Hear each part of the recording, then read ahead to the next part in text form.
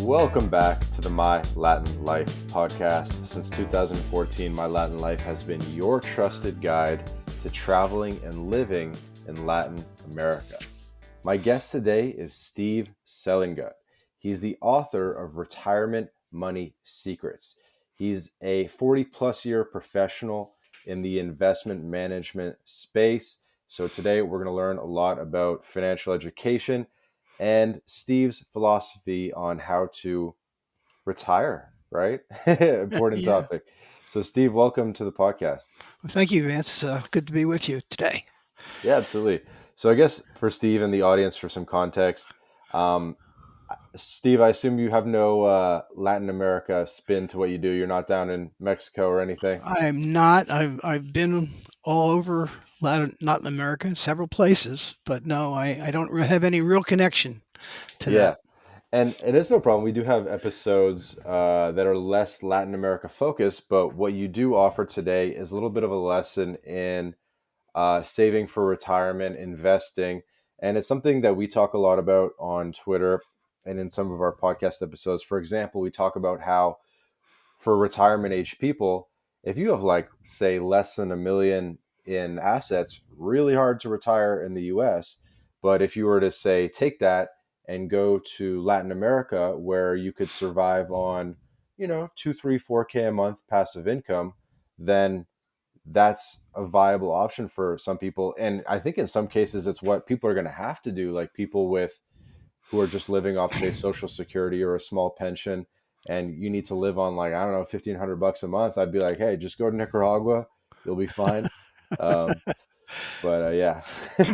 Well, it's very true that the $1 million. Let's say that's the bogey everybody wants to get to feel that they have a solid retirement. But the reason I think they get into that state is that they typically don't make much money from their investments. So that if you were, say, a $1 million 401k that you got from your employer and you rolled it into an IRA, it's only going to be generating, maybe $20,000, $30,000 a year in income. And then um, you're going to have to spend more than that, like you were just saying, to take care of yourself. Mhm, My approach to investing is totally different than the mainstream. The mainstream tries to build that market value and it'll keep you in stocks and things that are going up in price and up in price and up in price, and hopefully they stay there. But their plan for retirement is to sell some of those to pay your retirement expenses. My approach is to take that same bucket of money and have it produce more money in income than you're mhm. likely to spend in retirement. Right.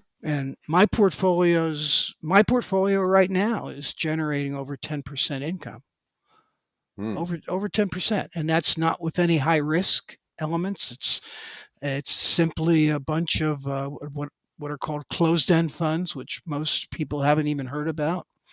They're just like mutual funds and ETFs, except for the fact that their focus is on generating income for their shareholders Mhm. instead of generating higher market values so that the salesmen make more money.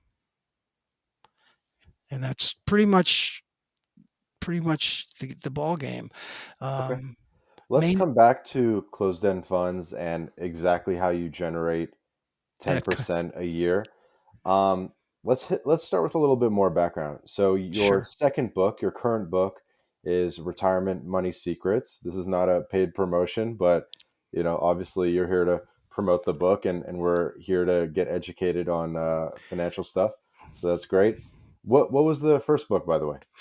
First book was called The Brainwashing of the American Investor. Hmm. And and the subtitle of that, it was the book that Wall Street does not want you to read. So basically, what I was talking about there was was a lot of the same strategies and philosophies that I've used my entire career. Um, which, like you said, I invested professionally for other people for about 44 years, and my actual time investing my own money has been more like 53 years. So it's been a long haul. Um, but the over the years, the emphasis everywhere in the financial community has really been the growth of market value as opposed to the growth of income for the people who are going to need to spend money in retirement or whenever throughout their Hmm. lives. Income investing is boring. Um, Stocks represent the ownership of companies. Bonds represent debt of companies Right. and of governments and so on. Um, Bond prices only go up when interest rates go down. They don't go up that much, and people never sell the bonds. They never seem to sell them to take the profits when they do go up. They're not exciting. They're boring. Stocks are exciting, and that's where most people focus. Most people want to determine the next Google or the next Amazon or Facebook. They're trying to um, they approach it like a Las Vegas that it's not quite as bad as roulette, but they're gambling just the same. And the terminology used on Wall Street and the thinking is pretty much you're playing the market. You're betting on this type of thing to happen. They even use those terms, which Okay. I've always pointed out to them that it doesn't really have to be a game of chance like poker. It can be a rational approach that can produce both growth and income. Right. So, what is, I guess, traditional portfolio theory is something like when in your younger years you take more risks, you have a higher allocation to stocks and a lower allocation to bonds. And then as you start working your way towards your retirement, you start reallocating away from stocks more towards bonds. So, maybe when you're younger, it's like 80% stocks, 20% bonds, maybe even 90-10. And then as you get into your 40s, 50s, 60s, you kind of get closer to 50-50 or even something like that, right? And that's kind of traditional theory. And then they say just buy the S&P or whatever, low fees. The fees are what eat away at your eventual Yeah. gains. And so that's kind of, I guess, in a nutshell, like traditional investing theory. What is different about your philosophy? Okay. My philosophy. Yeah. Yes. That's close to the type of asset allocation changes you make throughout your investing life. Okay. But the problem is that even though toward the end there on the income side of that asset allocation, wherever it is, the amount of income that's generated by the typical bond portfolio, the bond mutual fund, the bond ETF, Hmm. is still going to only be in the 2 to 3 to 4% range. You know, Really, um, even with the mix of high grade corporate bonds and sovereign bonds and it, munis and well, this and that. today, yeah, I mean, today the you know we've just gone up to 5%, but we had 13 years there where we were down by 0%. Uh-huh. So those things weren't really generating that kind of money, Right. and And there was like the rarely, search for yield, and then people went into more real estate and this kind of right, thing, and exactly. high and into junk bonds as well because they needed the yield, and so they Hmm. went into riskier assets to get the yield. Now we're at 5%. Now things are a little bit different.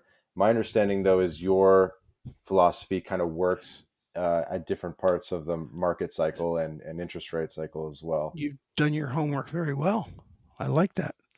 I mean, you know what you are talking in terms that are terms that I use in my book, and I like that. So, what I'm saying is my approach focuses more on the income. And when you have and I don't do any individual bonds anymore. I used to when I was younger because I didn't hadn't discovered closed end funds yet. Um, Closed-end funds are a different animal, and maybe we ought to understand it first. ETFs and mutual funds are their main purpose in life is to really grow in value. And Hmm. you see that in their fluctuations with the market. You can have ETFs that are 90, $100 a share, and you can have mutual funds that are high priced as well. The reason is that they have no requirement that they have to um, give their profits, any portion of the profits or their income to their shareholders. Closed end funds are trust vehicles. They trade like common stocks, but they're passed through trusts. So every penny of income they receive, be it from dividends or selling, taking profits, and so on, 95% of that they have to give to the shareholders. So let's say you have corporate bonds, and right now you could probably get individual corporate bonds that are paying 5%, Hmm. maybe even higher. A closed end fund of corporate bonds right now, which should contain hundreds of bonds, diversified, laddered properly, everything, would be yielding around 10% right now. So if you went to a place like Closed End Fund Connect, which is the website I use for my research, and you went into the screening tools and you looked up corporate bonds in the income category, you would see dozens, if not, you know, 100 different types of bond and mortgage and real estate and loans and Hmm. high yields and everything that the average yield is over 10%. I have 110 in my selection universe in the taxable income area. In municipal bonds right now, um, the yields are over 5%. And Okay. you know what I So mean? I So do want to these, go ahead. keep digging. I want to keep digging deeper on closed-end funds because I know it's a big part of your strategy and it's something that I'd like to learn more about. I want to know before we get too deep how how crucial to the strategy is it? Is that like the whole strategy is replace, I don't know, normal bonds with closed-end funds, or like Well, is this something like I said that young people maybe should still do stocks, and then as you get to retirement age, you do closed-end funds, and you're doing closed-end funds instead of other forms of finding yield, or how does it fit into the big picture before we get into the okay. details? Well, the big picture is that the closed end funds contain every stock you can imagine, and you instantly get a diversified portfolio of stocks. You know, they'll own Apple, they'll they'll own Amazon in Uh-huh. part, but they'll also own a couple hundred other companies. So it's a diversified portfolio. And a young person, if he had to go out and buy a share of this and a share of that, he's not going to really get anywhere. You got to have some size in your portfolio, and you can't do that when you're young. But you can buy a. I'm getting my lists, but you can buy a closed-end equity fund produced by BlackRock. Uh-huh. Okay, one of the biggest investment managers in the world. Like this one happens says BlackRock Health Sciences, and it's obviously it's in the healthcare sector. It owns 123 different companies Hmm. in it. It's been in business since 2005. It pays about 6.6%. Okay. Okay, And probably it's so worth mentioning that there's open-end funds and there are closed-end funds, and right, they're basically technically a mutual fund, right? the open-end fund is a mutual fund. A mutual fund, um, the shareholders literally own the securities inside. Okay, and those securities are tied to net asset value, and the price is tied to net asset value. In a closed-end fund, the the share owners own share in a stock of the trust. Hmm. They have no There's no direct relationship between the stock price and the net asset value of the closed-end fund.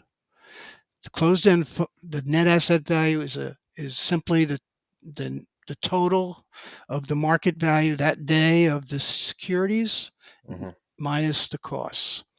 The market the market value of the stock is based on supply and demand. So you will at sometimes have a stock the stock price of a closed-end fund higher or lower than the net asset value. And that'll depend mostly on where interest rates are going and how long the ETF has been in existence, and how widely owned it is. And, like for me, Okay. I'm not going to sell these bonds just because they go down in price, in other words. So there's a big difference. Closed end And funds are is not part of the mutual funds. strategy is part of the strategy to buy at a discount to NAV, No, or is that sort of irrelevant? it's kind of to me it's irrelevant. There are people who like to do that. I don't think it's important. I'm buying for yield, particularly in the taxable income side. I'm looking at the yield. In the equity side, I'm looking for growth potential, so I don't want to buy it, or I don't want to buy my maximum position when it's close to an all-time high, like many of them are right now. So if I am going to buy it, I'll buy much less of it than I normally would at this time. But Hmm. I usually right now, stock market's high, bond market's low. So it's that perfect type of transition period where you can take your profits in the stocks and move into the bonds when they're at their highest yield. And And that's where what does the I'm, yield come from? Because how can, if it's a collection of stocks that have an average dividend yield of whatever 2%, how yeah. is it 10%? Like, where is this yield coming from? Where's the yield? That's a good question. Excellent question. Okay. So unlike, unlike mutual funds and ETFs, closed end funds, being a trust, um, they they have an IPO just like a stock. So they take that chunk of money that they get from their IPO and they buy securities with it, Hmm. whatever their format is. Let's say they buy the S&P 500 equities is what their game plan is. Hmm. So then, just like a company would borrow money from a bank to add a couple, like McDonald's would add a couple more stores. They'll borrow money, they'll build the stores, they'll get them up and running, and so on.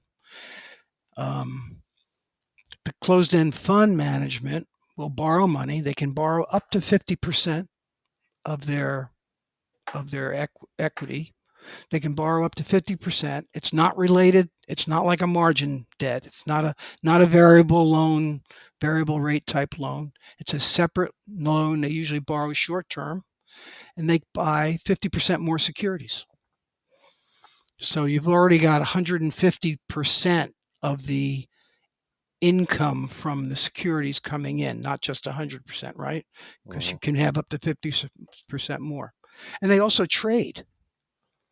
All right. They're taking profits. They're out there working with this money just like I did when I was younger and I had a portfolio of stocks. When IBM went up 10%, I'd sell it. I'd buy something else, and then later on, probably in the same month even, I'd buy IBM back again and do the same thing over and over. So that's what they do. They trade the portfolio. So they generate a lot more income, and they don't only 5% of it can go back into the portfolio. So the rest of it goes to the shareholders, and that's how the dividends are so much higher. The other way they raise money is also with preferred shares. So they'll issue preferred stock at a fixed dividend, and they only do this, of course, when they know they can get more money than they're spending in interest from what they're investing in. Hmm. So that's how they raise more money. It adds more securities to their portfolios than the investors originally put in, and that's how the amounts go up higher as far as the distributions. Okay. So it's basically like a exchange listed hedge fund manager or an exchange listed portfolio manager. It's a portfolio manager. There are some that operate more like hedge funds, which are riskier, but I don't tend to buy those. I don't Hmm. tend to put the higher risk closed end funds. And there are other vehicles like BDCs, business development corps and limited partnerships Okay. and other types of securities that also operate similarly to this and Yeah. pay a MLP whole is lot different, more right? income. That's like to finance utilities and stuff like Which that. one? The MLPs. MLP is mostly oil and gas. Yeah, yeah, Oh, yeah. So these closed-end funds, which I guess is a big part of your strategy, is invest in the closed-end funds because they have higher yield than investing directly in the S&P, right? oh yeah, So much higher than the S&P. Yeah. is this something that institutions are doing too, like pension funds and university endowments? Are they investing in closed-end funds, or they go directly to the portfolio manager? So this is really like a retail play. Um, I don't know about that part about where they go, but no, they don't. Most pensions, anything that's public, pensions, 401ks, and things like that, there are rules. There are two things. The float, the number of shares outstanding, are much lower than stocks and mutual funds and ETFs. So they're not as liquid, and The that's closed-end funds, the yeah, closings they're not very liquid. they're not quite as liquid. They're rarely do I ever have a problem. I'm not trying to sell hundreds of thousands of shares at the same time though, Right. Right. like But you that's what I'm saying is like would do. institutions don't need liquidity because they have a longer time horizon. They have a 10 True. plus 20-year time horizon, the I, Yale model. So why wouldn't, if this is such a good vehicle, why do you not overly see you, institutions with long time I don't. horizons who want yield investing in you? I really don't know. Uh, I've never looked inside an institutional endowment or anything like that to see what they're invested in.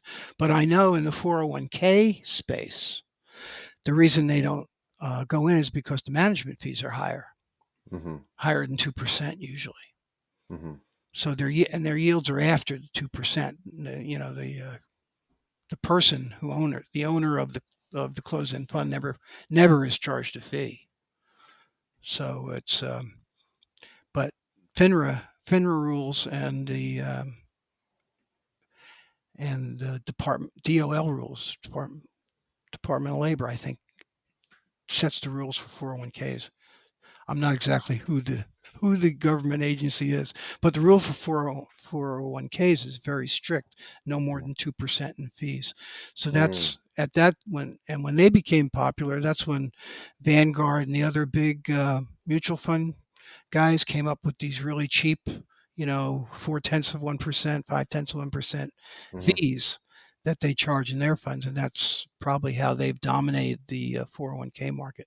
But you're not going to see any of it in 401 in 401k vehicles, and that's why a lot of people have never heard of them because they're not in their choices. Right. Uh, So that's why you said that this is for taxable account investing or I know I use it for all investing. I particularly it's great for Roth IRA investing mm, because you can get 10 and 11% and it's tax free. That's nice. That's nice. In IRAs, you eventually pay the taxes on it. okay. And so how much of people's portfolio are you recommending they allocate to these closed-end funds? I I have pretty much 100% of my portfolio in Wow. closed-end funds. When I was managing my portfolios, um, they're all diversified, and my portfolio contains around 220 of them. So I've got a diversification, 220 different closed-end funds. yeah, Okay. in my portfolio, Okay. and the portfolios in my coaching the universes that I provide to my coaching clients to look through, to research, to determine which ones they're going to use in their portfolios, um, are all ones that I own. So they're vetted. I vet them, and then I talk about them. When I was managing individual accounts for the last 40 years, and I was managing up to $110 million. At the end of my career, the accounts were pretty much exclusively in closed-end funds and maybe a handful of ETFs. And of the ETFs, and there were seven of them I think I used, four of them were investing in closed-end funds, ETFs. So yeah, Hmm. I'm a big closed-end fund user because think about it in the fixed income space where you have bonds, and I don't know if you've ever dealt with individual bonds, but when you buy, they're very illiquid too. They're much more illiquid than the closed-end funds are. So the closed-end funds can be traded daily, so they're liquid, whereas the bonds aren't. And the bonds, when you bought them individually, they had a markup associated with them, whether you were buying them or selling them. And the market was very thin. They're very thinly traded. So you had to go to your broker and say, "What do you have, first of all, in your inventory that I can buy?" And then you had to determine whether it was at a discount or a premium and so on. So it was a very complicated process to invest in bonds or to not so much to invest in them, but to trade them, to take advantage of changes in interest rates. Because when interest rates go down and their prices go up, Hmm. makes you feel good, but you can actually sell them at that high price. Now, when you use closed end funds, you can do that without any pain, without calling up and getting prices and bids and asks and stuff like that. They're just as liquid as stocks.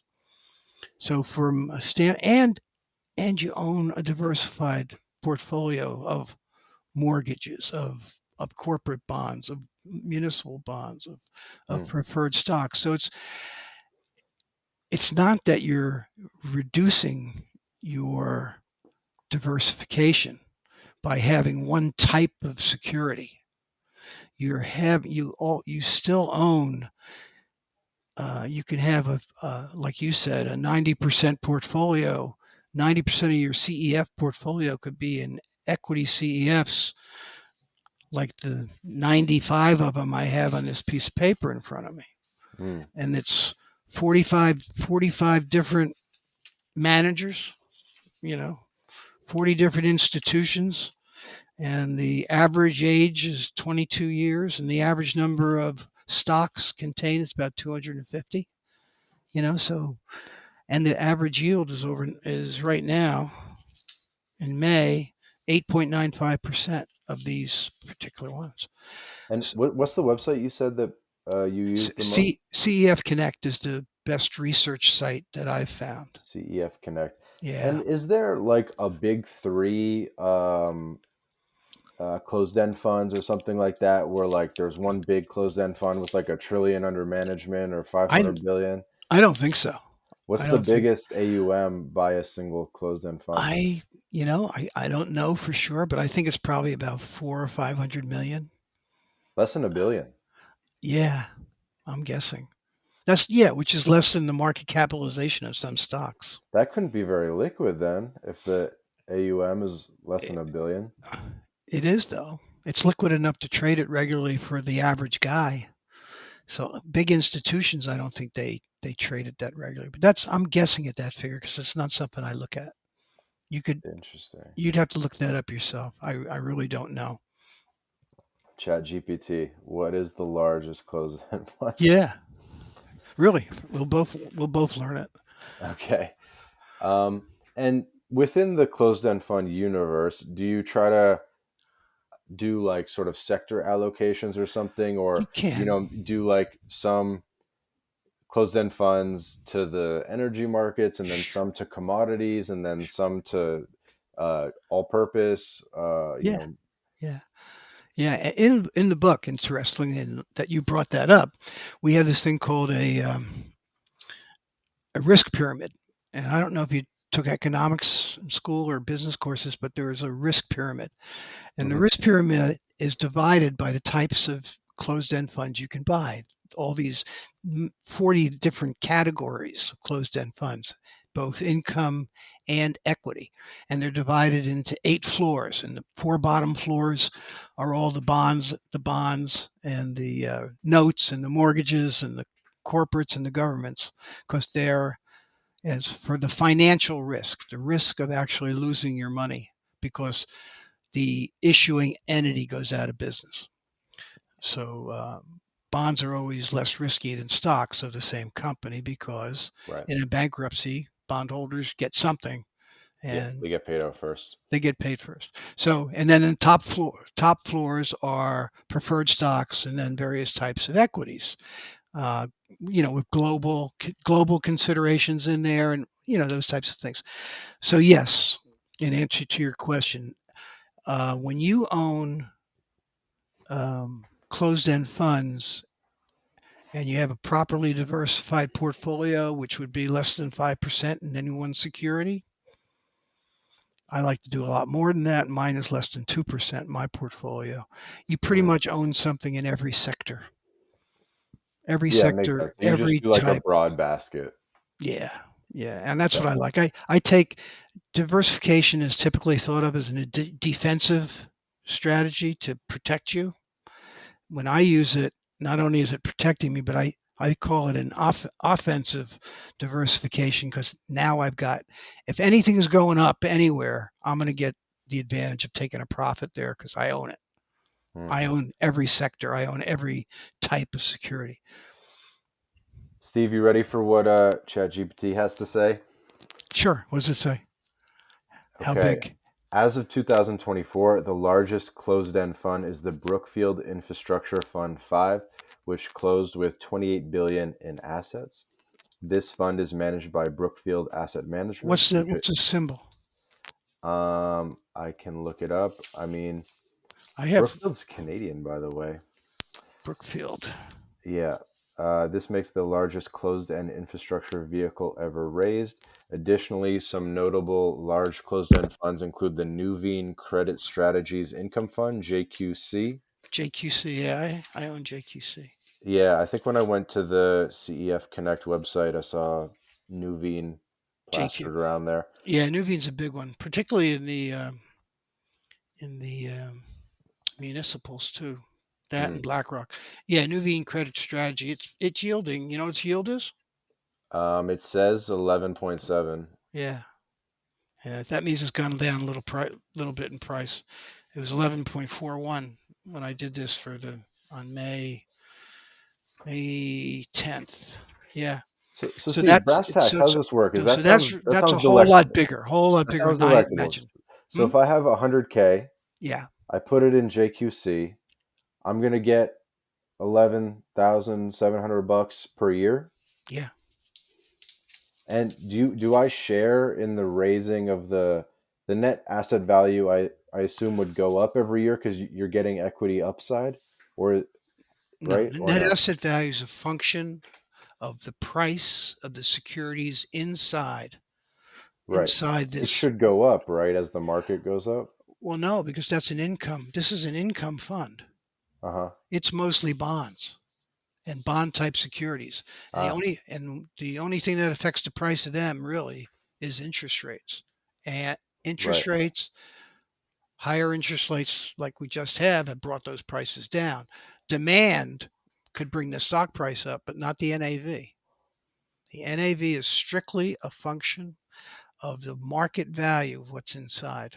Okay. And do these funds like expire, or is it indefinite? There are term trusts. I don't use any term trusts in my portfolios Okay. So all because yours are all unlimited term. yeah. So I'm in there. I'm getting 11% for life, or I mean, obviously it's Well, probably you're variable, well, but and there are things that it happens sometimes that um, for example, this year in the so far this year in the income closed end funds, I'm glad I have all these numbers for you. Or I thought I did. The Okay. Um, the numbers are something like in the equities. I think there have been 30 or 40 that have raised their distributions this year, and only about 7 that have decreased their distributions at all. Overall, for all three types, been significantly more have raised their distributions than have lowered them, and there's a reason why. And the reason is because we've now had, even though their prices have gone down in that period, the um, the distributions have gone up because now the managers can get 5% or more again in when they're reinvesting. So, for example, pre-financial crisis, interest rates were never below 5%. Almost, I would say almost never. Sometimes they were in double digits for the 30 or 40 years leading up to 2008. Hmm. And then from 2008 to 2021, interest rates fell precipitously down to almost zero. So when you own bonds, even preferred stocks, mortgages, you usually have ladders. When you're a manager, you have some maturing every year. Right. So the ones that matured, the older ones that matured from Rolled off. 2009 on were 5, 6, 7, 8%, and they had to be reinvested at 2, 3, and 4%. Hmm. So over that 13 years, this transition inside these funds was being made so that overall the yields were becoming lower and lower. And Hmm. consequently, the demand for them became lower and lower as well. So their prices fell. And some of them, most of them, their distributions went down a little bit too during that period. So now we've had 1 year of 5%. So now they're replacing the old paper, which is now at a lower yield, with higher yielding paper. So their distributions are rising, Hmm. particularly with that class of funds that are short term. There are some funds, some of these funds that just do short term paper in there. So those last year, several of them increased their distributions 3 and 4 times during the year. So it's an interesting type of way to invest in the bond market. It's an exciting way. Occasionally, you'll have some where in the in the tax free funds when interest rates started to go up, and these guys have a more limited. Um, they're all in municipal, so that's one category, and a lot of them, particularly Nuveen, um, lowered their rates during that period of time. I actually, stopped putting the ones that had a trend downward in my universe. But in the past 6 months, they've all raised their rates back up to more than they were paying back when they started to go down. So you have these things going on as well, but typically they're a very safe type of investment to be in, very stable Mm. on the distribution side. The prices are quite volatile.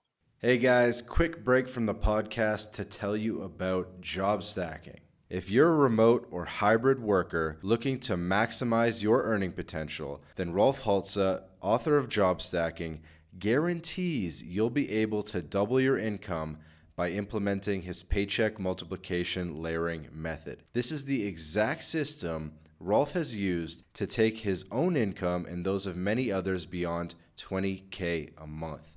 With this method, Rolf contractually guarantees that you'll be able to double your income in 45 days.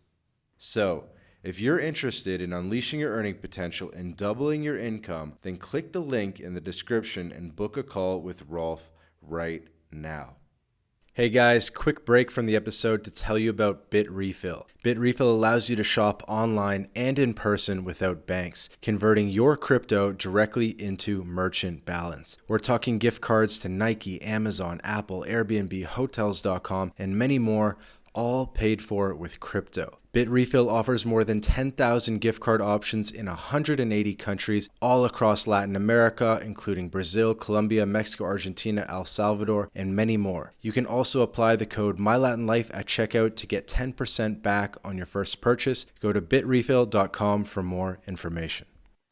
So do closed-end funds typically correlate with bonds when it comes to how they react Yes, to interest rate changes? yes, Okay. So if interest rates go down, the value will go up right, of these closed-end funds. right. Even if you talk about it, I mean, if the Fed came out next week and said, yes, we're definitely going to lower our rates in September, Uh-huh. By a half a point, the closed end the closed end funds would all the income ones and many of the equity ones would go up in price in anticipation of that.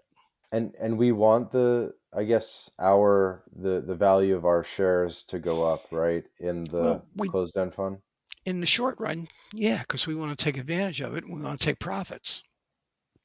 But in the long run, like right now, I'm perfectly content to have bond interest rates stay at 5% for a long, for a number of years, because that strengthens the holdings within all of the funds as they turn over their old paper. Uh-huh. The stuff they were buying in the past 13 years at 2%. Whatever relationship it had to the rate, the overall rate, they now can replace it with 5% or higher. And I think, and that's good for us in the long term.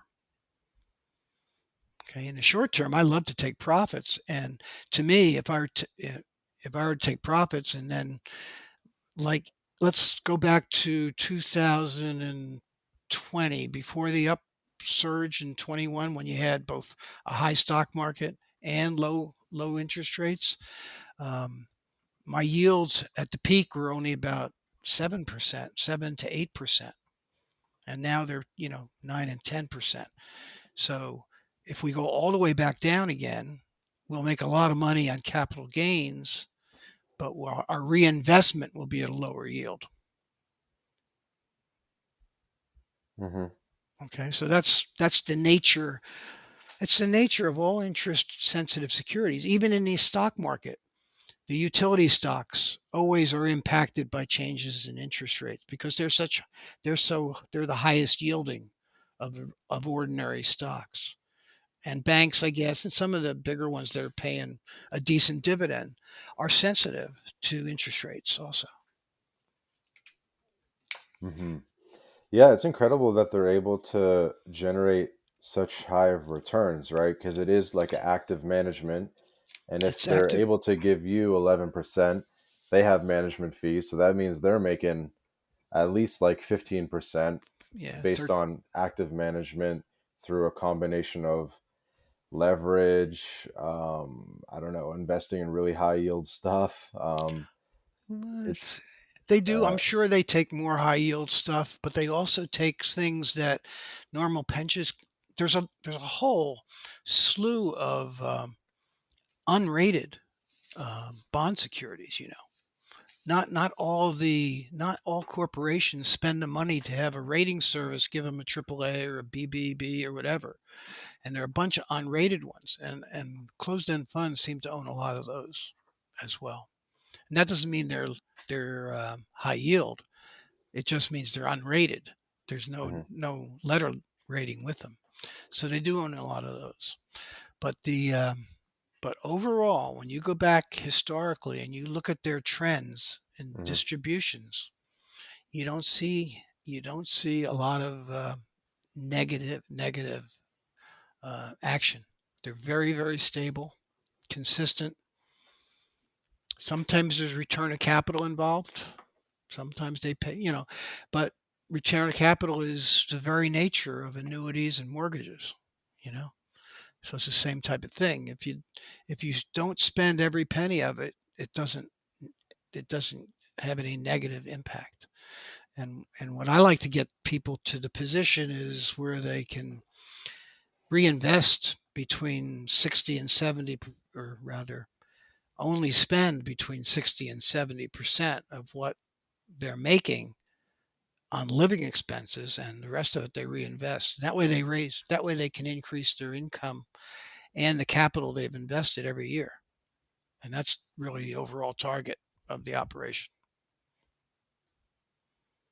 mhm. So tell me this, Steve. For your clients and your personal portfolio, you're pretty much 100% closed-end funds. Um, let's double down on that decision-making process because there's so many other things you hear about. Let's say annuities are really popular. They have their own, trade-offs, but for retirement, annuities are popular. Trying to think what else? I mean, obviously, investing directly in bond funds or stock funds. And even when I look at these closed end funds, it really looks a lot like, say, an MLP or other types of just different investment vehicles. Hmm. What makes you just have the conviction to do 100% closed end funds and not have like any annuities or any Well, just an S and annuity, P or an annuity is not really an investment. yeah, An annuity is a it's like a life insurance product sort of. it's a reverse life insurance product, Yeah, basically, is what it is, and it was designed really for those people who couldn't afford to sort of quote, and I use this in quotes, guarantee their own future income with investments. You had a small sum of money, you gave it to the insurance company, and they used the annuity tables to determine your life expectancy, and they do their calculations and they come up with what they can give you monthly. And it could certainly be more than the 5% or 4% number that you theoretically need from your portfolio to live on. But it's a combination of interest and principal is what they're paying you. So that at the end right. of the road, if you live beyond your life expectancy, they'll keep paying you. That's the insurance element of it. If you don't and you die sooner, we're talking about a strict life annuity, one life. I mean, if you get hit by a car the day after you buy the policy, that money stays with the insurance company. So it's not a. I'm not saying it's a gamble. I'm because you can protect it and have it a joint life annuity and so forth. Um, but it's not an investment that you're going to gain money. Now there are now. When I was still in the insurance business back in the 70s, there were no such things as variable annuities or variable life insurance policies yet. And they were developed later. Now you can have an annuity that has a stock market portfolio attached to it. And you actually pay a little insurance premium to protect the insurance company from the stock market being down and they can't, make it good. So they have their own insurance and you're paying for it on that. But it's to me, it's an oxymoron. Uh, Annuities are supposed to be a guaranteed type thing. And when you add the life insurance to it, you know, it's the New York State. It was actually the New York State Insurance Committee that department that was reluctant to grant. When I was there, they were trying to get variable annuities approved, and they couldn't get it done when I was working there. So it's a different kind of product. It's if you put enough money in it, it certainly is going to give you safety and the security of having that money coming in, even if you die. Until the day you die, you could actually use more than what you had when you originally started. But it's by not by any definition is it a investment because there's no risk involved. It's Mm. always going to So except where is the risk exactly with a closed end fund? It seems to be part of it is obviously the what do you call it, like managerial risk of the institution that's yeah. managing it. I think another part of it is just like what's the discount of NAV going to be when you try to exit this vehicle and basically liquidity concerns in general. I was looking at for JQC just in the past year the annual chart of the discount to NAV, and right now it's quite close. Like it's at a 5.5% discount to NAV, but it's been as high as almost 16% discount to NAV earlier this year. So 16% discount to NAV is obviously pretty substantial, and I guess that's probably where a lot of the risk is if and when you want to exit this vehicle. Well, I guess it's the way you manage your money. Remember, my approach is not a buy and hold approach. My approach is a that there are two streams of income in an investment portfolio. Okay, unless you have a rich uncle, then you have three streams of income. Two streams of income are the distributions you get and the capital gains you can get. Hmm. Okay, so what I do is I set trading rules in my head, that with my portfolio sizes, I'm going to try to take a profit on something every day. If I can take one or two or three profits every day, I really want to do that because And this what is does that mean? Does that mean if your closed end fund is trading at a premium to NAV or no, something, no. you'll sell it, or A what? profit is at a more than what you paid for it, Uh-huh. and you can buy them at a Yeah, premium, sure. Okay, and they okay. Yeah. can still go up in price. So Right. So you're I looking for like margin compression in terms of that the you're betting that the closed end fund will go closer to NAV, like a less of a discount to NAV. the the discount to NAV or the premium to NAV is strictly supply and demand. How many shares there are out there, and who Uh-huh. owns them, and where when they're willing to sell them, and when how many people want Right. to But buy and more you're of 'em. kind of saying Because I'm going the to buy this at a 15% discount to NAV and hope that when I sell it, I it's only at a 5% discount to NAV. no, I'm not even going to look at the discount or the Okay. premium. I'm going to look at the price and the yield, Uh-huh. and I'm going to say this JQC is yielding 11%. I don't care what the price is. That's a nice yield. Okay, that's what I'm buying it for. And if it stays at the same price, that's great for me. But if it goes up, I'm going to sell it and take a profit, and I'm going to buy some other closed end fund that's yielding 11%, or even if it's yielding 8%, I don't care. Because I can, when I take that profit, if you have a 10% yield, okay, and most of these pay monthly, Hmm. that's 0.75% a month. So you buy JQC. The Fed announces interest rates may go down 6 months ago. JQC jumps up 2.5%. Okay, that's not uncommon. It's not a lot. 2.5%, but 2.5% is like 3 months of distributions from that security. So I take my instant winner 3 days, 3%. I take that money and I invest it in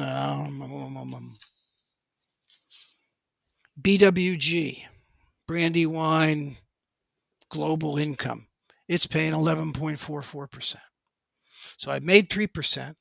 Hmm. Now I've bought another one that's making 11%. So I may even have owned it on the ex dividend date, and I might already have gotten a dividend on my other one. Hmm. But I've And got is three. there anything functionally different about when you sell a closed-end fund versus when you sell a stock? Is Oh, it treated differently in terms of being a taxable oh event no, it's or exactly the anything? same. It's a stock. It's treated totally like a stock. Okay. So what I'm doing is I'm creating a second stream of income because I'm actively trading this thing, just like I hope the guys inside are actively trading what they're doing. So if you even that illustration was maybe didn't involve a whole lot of money. Let's say I had 500 shares of that. It was a couple $100. So it's a couple $100, and but I'm doing that every day. I'm doing it every day. And let me give you an example. So far this year, my portfolios generate, like I said, between 10 and 11%. All right. The amount I've made in capital gains this year is the equivalent so far of 2.5 months income. Okay. Mm. And So, you just and set that's, a sell price I, uh, I set a sell. as an Yeah. automated sell price I thing? don't, you can do it automated. There are many of the guys in Like my bought it group. at 50 when it hits 60 auto sell type of thing? Yeah. When it goes up 5%, Uh-huh. they put a stop, as soon as it's 5%, sell it. And then I go and reinvest the distributions. I don't do that. I like to do it manually. You know, I, I just always have. So Fair enough. so for all three of my portfolios, I'm looking at them every day. I want to make at least one sell every day, and some days I'm making 3 to 5 sells. So Steve, so tell me this. I'm curious about the managers of these funds. And if your some of your strategy is wanting the price to go up, I mean, part of that is how well the fund managers manage these funds. And so do you care about it in the same way that someone would be like, I care about Berkshire because of Warren Buffett or this kind of thing, where do you maybe follow a manager? If a manager spins up a new fund, do you say, I like this manager, I'm going to invest in their new Well, fund? Have you met some of the managers in person? no, I haven't. The managers, are employees of a BlackRock, right? Hmm. Or Eaton Vance, But they're or pretty. They obviously have a pretty big role, even when they're in BlackRock, right? Like they're like, okay, like this guy's yeah, like, these guys. He's for probably he's the getting. portfolio manager, you He's a know. portfolio manager, and he's one of maybe 30 or 40 portfolio managers. And I have to, I guess when I look at all the ones I'm not buying anything unless it's been in operation for at least 5 years, and it may have changed managers, and I don't even know. I don't even know the names of managers, but my feeling is that if this thing's been in operation for 20 years and it's been paying a reasonable dividend that whole time, I mean that's good enough for me because that's all I want from it. My primary objective is the yield. My secondary objective is the profit taking. So I have the two streams of income. And if the market goes up or down, it's always an opportunity either to buy or to sell, buy at a lower price or sell at a higher price. Okay. So that's what I'm looking to do. I'm not I'm I'm not looking to hold on to one that's going to go up and make me rich. I'm looking to sell any of them that go up in price to make me a little bit extra bump of income and then reinvest it in any of the other ones. It's just like automated parts. It's just like running a department store. I mean, if Hmm. you're running a store and you've got inventory of all kinds throughout your department store, you're going to put them you're going to put a markup on them. And when somebody comes in and says, "I'm going to give you your markup," you're going to sell it. You're not going to say, "Nah, it might go up in price tomorrow. I'm going to raise the price tomorrow and then then I'll sell it." You sell it now and you replace it with inventory. You make a phone call and you tell the supplier that you need more inventory. Hmm. That's how they Speaking operate. of, I have That's how I operate. I have a random question for you. So there's one called the Sprott Physical Gold Trust, which is technically a closed-end fund. And unlike most closed-end funds, it does not pay a distribution. It's just a vehicle, a passive portfolio of gold bullion. And you're basically just buying into a trust of gold in a vault somewhere. And I guess you buy it to a discount to NAV, so it's like cheaper than buying the gold if directly or if you something. can, if it's not Would you above, ever do something like that, or is that against the no. rules because it doesn't pay a distribution? Right. It's against my rules totally. It's a total speculation on the price movement of gold. So, however, if you look around in here, I'll look around for you. You can look up GGN. All right, let's look up GGN. GGN is the Gabelli. It says GAMCO, but it's Gabelli Gold and Resources Fund, Uh huh. I see it. and it pays 8.78%. And it only owns 82 different companies. That's a lot of companies, though, that are in the gold, the metals, resources, that type of commodity type investing. But it's Sure. a Gabelli fund, and they're one of I mean, this one's been around since 2005. Gabelli is one of the most well respected of the financial institutions. It's been around all that time, pays a monthly income, 8.78%, and I've got a presence in that market. We have Do you higher think? inflation and gold goes up. GGN's going to go up, and I'm going to take a profit on it. Yeah, yeah, that actually looks like a really good one. I have So, a question for you. I've kind of asked this a bit, but the more I'm learning about closed-end funds, the more I'm realizing that it is quite overweight certain sectors based on what I'm seeing. Like it does seem overweight real estate or overweight oil and gas. Like some are oil and gas dedicated, for example, or they're just overweight these sectors that I guess have higher yields, which would be real estate, oil and gas. I think a lot of them are like utilities and infrastructure, which might be power plants or electricity infrastructure, stuff like that, right? hmm hmm I mean, do you feel like your portfolio weightings, your sector allocations, are probably different than a normal S&P investor. They probably are overweight infrastructure and real estate and some of these things. I I really don't know exactly. I don't really plan on, you see, because I trade and I'm not holding. I'm not buying, holding, and my thing is very fluid. The amount I have in each particular sector. Let's say one sector gets particularly strong, and I have. Let's take a look at healthcare, for example. And there's at least four of them in here that are healthcare. If that sector starts to go up for some reason, whatever reason, and I sell them, you know, then I'm not going to have anything in it, but and I'll buy them back. So whatever that sector happens to be overweighted is going to be less weighted if it becomes one of the more popular ones sometime down the road. In the meantime, my real focus is on the yields. Hmm. So it's how much they're paying me now. I don't get that strung out about it. There's so many companies, and many companies have different are in different sectors themselves. You know, even the oil companies are moving into, the alternate energy field, Hmm. and they have presence there as well. So you're you're talking about ownership of large numbers of multinational, multi category companies. There are very few companies anymore just in one category. But yes, I think because of their nature, I think you tend to get more high yield bonds in a full portfolio of closed end funds than you would otherwise. I don't. We don't. You don't set up a portfolio by putting them in yield order and buying from the top down. You know what I No. mean? You don't do that. You don't Okay. put all your money in the higher yield ones. You put your money, you diversify, and I talk about it in the book. You diversify by the management team. There are 50 different managers.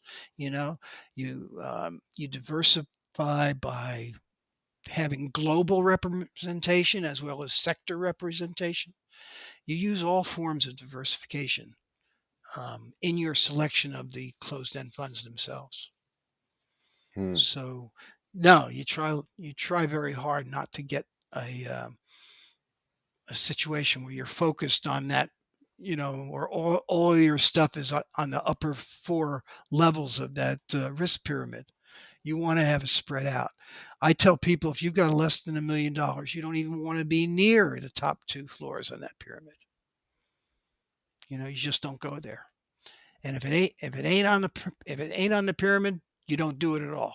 And by pyramid you mean kind of at the That risk, bottom is the risk pyramid, yeah, the bottom is safer at the safer. bottom, and those are yielding, I don't know, 8%, and then a little less safe, they're yielding Well, 9%, and then the it doesn't. risky ones are yielding 12. Right. You'd think it was just that way, but it doesn't seem to be that way because there's also supply and demand in effect here, and and Uh-huh. and some of them have fewer shares than others. You know, so you'll take one like I think it's GUT in the equity side, and you're the first podcast host I've ever really spoken about individual issues with. But this has been a different, totally different and great discussion. I think it's GUT. Yeah, I think it is. I mean, this thing has been ever since. This is a utility trust, and right now it's yielding about just under 10%. If you look at this chart, look at the premium on it. All right, GUT, Yeah, Gabelli Utility Trust, 100% premium, 102% premium. So yeah, it's yeah, trading at double. yeah. And look at it though. But look how long it's been trading at a premium, almost forever, Huh. and it's still yielding 80%, 8%, whatever it is. Yeah. So if it were a term trust and it was going to go out of business on purpose, yeah, it would be a bad investment. But it's not. It's been around forever and it's been always trading there. So how do you explain that? I don't know how to explain it. I really don't. It's just that popular, that stable, that dependable. You Yeah, know, it's a cool niche. I like this niche of closed-end funds because I feel like it seems to be very ripe for market in what's the word, inefficiency. Like I could see how there's like all these inefficiencies like price to nav and this and that, not to mention the really good yields, some of the best yields out there. So I definitely get why you've kind of made this your thing. um, so if someone was uh, convinced by our conversation so far, they said, yeah, I should start, doing a little allocation, I should get on cefconnect.com and buy some stuff. How would they gauge their performance? What would be a good outcome for well, people? How do they know they're doing well? I think when you start to become an income focused investor, you need to change your way of looking at performance. You have to say, um, I'm here primarily for the income and for the profits that I can generate, that I can take. I'm not here to see my market value rise. I know my market value will rise when interest rates go down and the stock market goes up. When both of those things occur, the prices will go up. But if either one of them is down, I'm going to be impacted by it. But my income isn't going to change. My income is going to continue to grow. So the two things that my followers or users that my users look at in their performance is my income growing every quarter and every year, and is my working capital growing every quarter and every year, which and you've heard of total return, and you know what total return is. I've got this No. bug that's been flying around. The total return is what investment advisors use to tell you how your portfolio is doing. And it's really the combination of your growth of market value plus income. Hmm. Okay, it's included in your growth and market value. Basically, is your total return. So in closed-end funds, you think a total realized return. Total return is ethereal. The market goes down a bunch the day after, then your total return is lower. Hmm. Total realized return is in your hands. That income has been paid, it's in your wallet. That capital gain has been taken, it's in your wallet. It's capital, capitalism. It's capital. You take that capital, and if you put it back into your portfolio, your the amount of capital that's working to produce income has increased by that income that you've received. Okay. The market value goes up, doesn't do a thing for your capital until you take the profit. So Mm, the two things we look at are growth in income and growth in working capital. And those things should grow every quarter and every year. And if they haven't, it's because you have spent more money than you've taken in. You've taken it out of the portfolio. So that's amazing. so that's how you examine your performance. Well, And thank you, Steve, for all this amazing information. I definitely learned a lot, and this really put closed-end funds on the radar for me. I didn't know that there was such an opportunity here. Do you? I'm just curious. Do you like sell closed-end funds directly, or get some commissions on some of these things, oh or? no, I'm not a broker of any kind. I've never been a broker. I've always been a manager, and Hmm. I bought these for my clients. But no, I used to get paid just like everybody else on the growth on the market value of the portfolios. Hmm. And I wasn't making any attempt to grow the market value. I was an income producer, but I had what I used to tell my clients when the markets went down. Hmm. I said, "There's good news and the bad news." I said the good news is all for you. The market's gone down, but your income has gone up. Okay. The bad news is mine.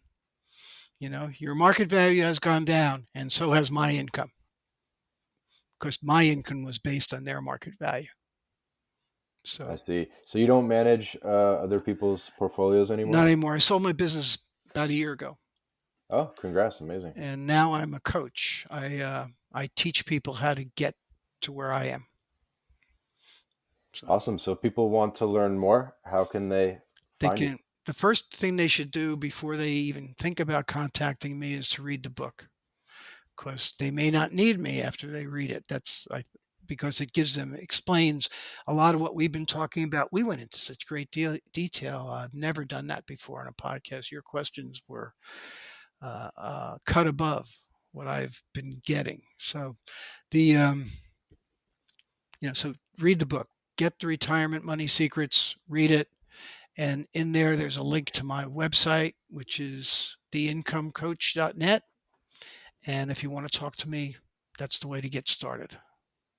Nice. Must have been a lot of work putting together the book. I, um, neither of my books ever required a lot because I always used to write a lot of articles, and it was pretty much just categorizing the old articles and putting them together. And in this case, we took an approach.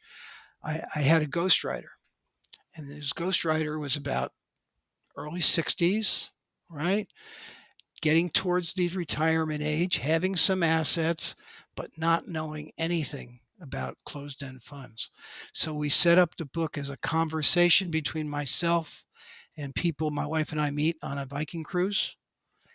And we go through all these questions like you did, and all these things in conversational form throughout the book. So it'll really, um, in a good sequence, get you the knowledge you need, and the questions that are asked are all the typical questions a new investor or a new CEF investor would ask. And I even have a Q&A with my Facebook group in the back of the book, but that asks even more questions. So I love it. they'll get a lot. They'll get a lot from the book. They may or may not want to call me. It's okay. I don't. It's That's fine.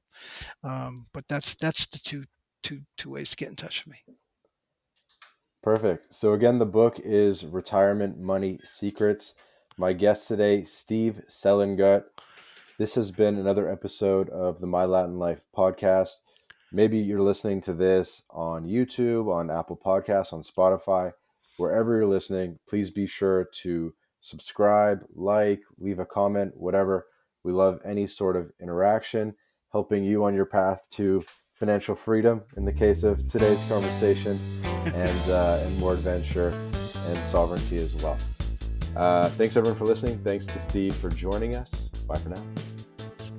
This episode of the My Latin Life podcast is brought to you in part by BitRefill. BitRefill is the best way to spend your crypto in Latin America. Purchase gift cards or mobile refills from more than 3,500 brands in 186 countries instantly, safely, and privately. Visit bitrefill.com for more information. This episode of the My Latin Life podcast is brought to you in part by Job Stacking. Introducing Rolf Haltza's Paycheck Multiplication Layering Method, a revolutionary approach that redefines the traditional career path. This is Rolf's new Done With You program, where he'll work with you to implement job stacking for yourself. With this method, Rolf contractually guarantees that you'll be able to double your income in 45 days. So, are you ready to step out of the shadows of job insecurity and step into a world of career abundance? Then just click the link in the description of this episode, book a call with Rolf, and start walking the path of unleashing your earning potential with job stacking.